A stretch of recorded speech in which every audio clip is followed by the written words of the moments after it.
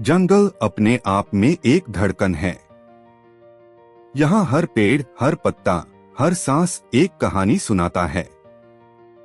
लेकिन इन सब कहानियों के बीच एक ऐसी कहानी भी लिखी जा रही थी, जो इंसान और प्रकृति के बीच एक नई सीमा बन रही थी।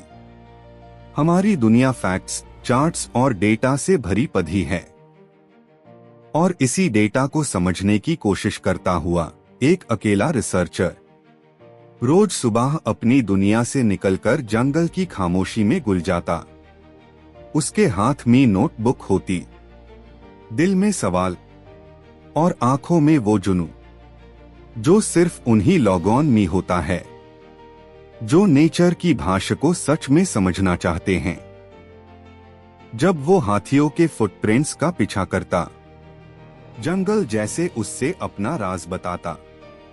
पाथवेज जो जमीन पर बनते, जैसे किसी ने उन्हें ऊपर से डिजाइन किया हो।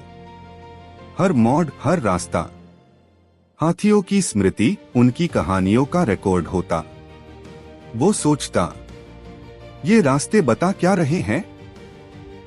ये सफर इतना गहरा क्यों लगता है?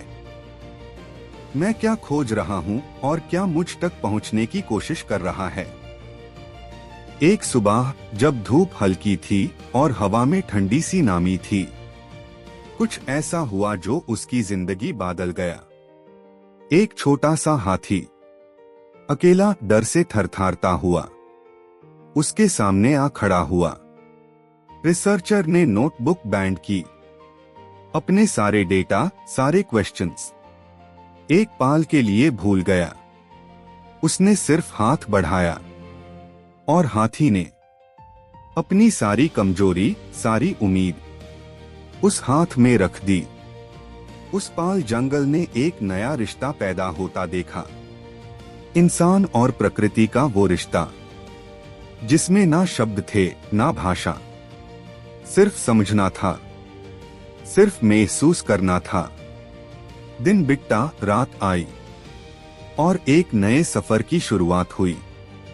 छोटा हाथी उसके साथ चलने लगा, कभी धूप में, कभी धुंध में, कभी गहरी रात की खामोशी में।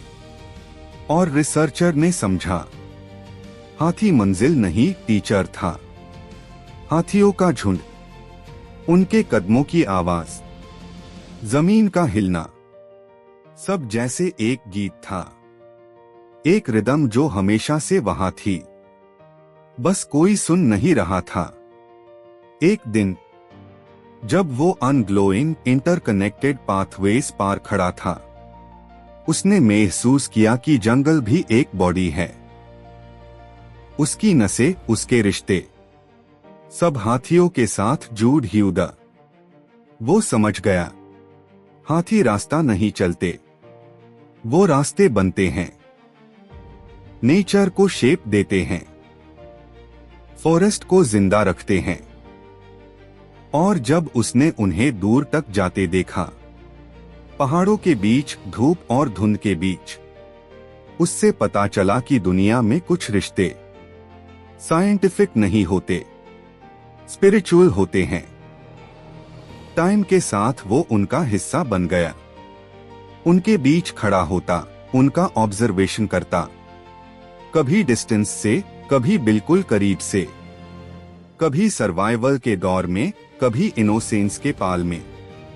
एक वक्त आया जब जंगल ने उसको अपना एक आईना दिखा दिया, और उस आईने में उसने खुद को नहीं, एक इंसान को देखा जो सिर्फ रिसर्चर नहीं था, एक प्रोटेक्टर था, एक लिसनर था, एक दोस्त था।